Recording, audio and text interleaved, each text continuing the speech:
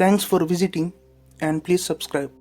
Tsutomu Yamaguchi, a resident of Nagasaki, was born on March 16, 1916.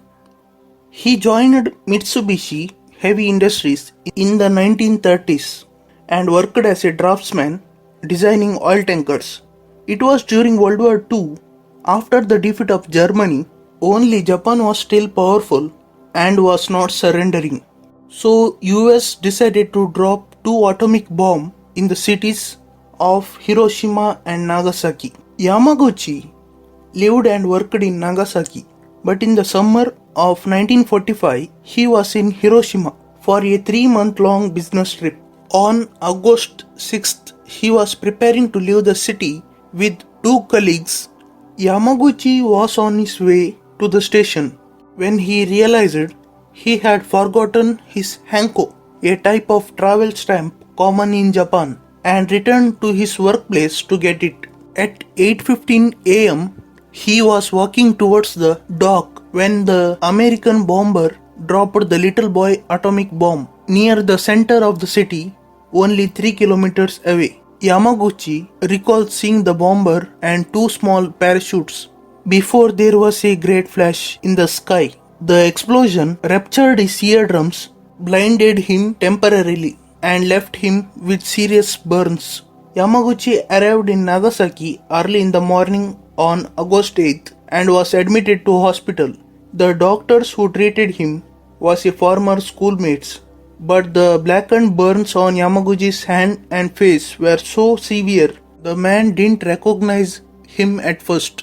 When he returned home afterwards, feverish and covered in bandages, despite being on the verge of collapse, Yamaguchi dragged himself out of the bed on the morning of August 9th and reported for work at Mitsubishi's Nagasaki office. Around 11 am, he found himself in the meeting with the company director who demanded a full report on Hiroshima. The engineer recounted the scattered event of August 6th, the blinding lights and the boom. But his superior accused him of being a mad. How could a single bomb destroy an entire city? When Yamaguchi was trying to convince the officers about the bomb, suddenly the landscape began to shake and exploded. Yamaguchi dropped to the ground just seconds before the shockwave shattered the office windows and sent broken glasses and debris carrying through the room. And then he saw the mushroom cloud. The atom bomb that hit Nagasaki was even more powerful than the one dropped on Hiroshima. For the second time, he had been fortunate enough to survive. After fleeing from the skeleton of Mitsubishi building, Yamaguchi rushed through a bomb-ravaged Nagasaki to check on his wife and son. He feared the worst when he saw a section of his house has been reduced to rubble. But he soon found both had sustained only with superficial injuries. In the days followed, Yamaguchi's double dose of radiation took its toll. His hair fell out, the wound on his arms turned gangrenous, and he began vomiting intensively.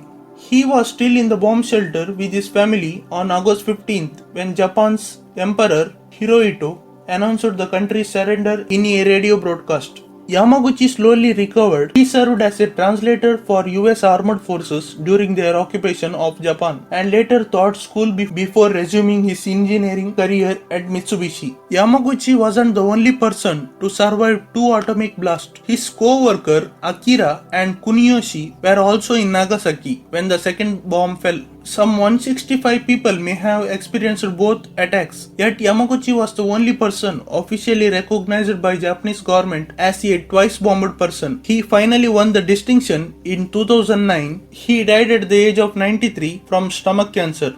That's it for today's video. Please subscribe our channel for more interesting videos. Bye.